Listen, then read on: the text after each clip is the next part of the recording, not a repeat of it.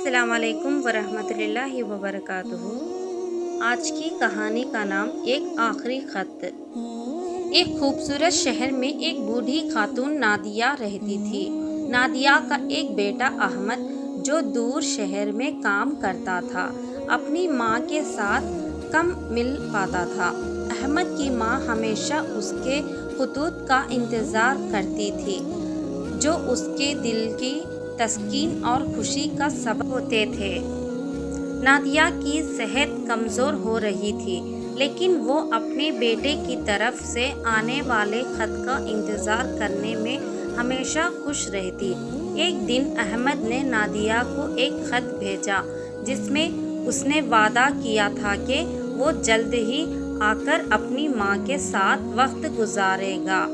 لیکن بدقسمتی سے احمد ایک حادثے کا شکار ہو گیا۔ وہ بیمار ہو گیا۔ احمد کو خط لکھنے کا وقت نہیں ملا اور وہ نادیہ سے ملنے نہیں آ سکا۔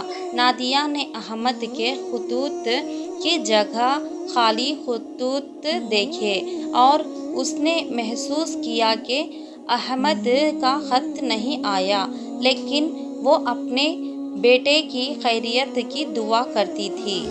نادیہ کا حال دن بدن بگڑتا گیا لیکن اس نے کبھی امید نہیں چھوڑی کہ احمد جلد آئے گا۔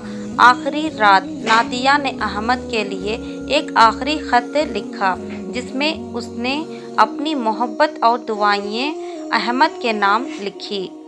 اسی رات احمد نے اپنی ماں کی آخری خط کو پڑھا۔ خط پڑھتے ہی احمد کی آنکھوں میں آنسو آ گئے۔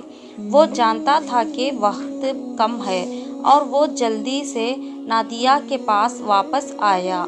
جب احمد گھر پہنچا تو نادیہ نے آخری سانس لی اور اپنے بیٹے کی آمد سے پہلے ہی آخری سفر پر روانہ ہو گئی۔ احمد نے اپنی ماں کو آخری دیدار کیا اور اس کے چہرے پر سکون کی جھلک دیکھی۔ نادیہ نے اپنی محبت اور دعا کے ذریعے احمد کو ہمیشہ کی طرح مضبوط بنایا۔ یہ کہانی ہمیں سکھاتی ہے کہ محبت اور خلوص کی کوئی قیمت نہیں ہوتی۔ حقیقی محبت کبھی ختم نہیں ہوتی اور یہ ہمارے دلوں میں ہمیشہ زندہ رہتی ہے۔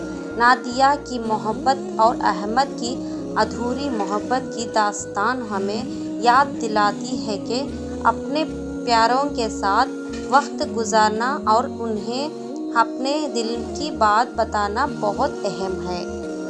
امید کرتے ہیں یہ کہانی آپ کو پسند آئی ہوگی۔ آپ کو پسند آئی ہو تو لائک، شیئر، سبسکرائب ضرور کیجیے گا۔ ملتے ہیں دوسری ویڈیو میں، تب تک کے لیے اللہ حافظ۔ السلام علیکم۔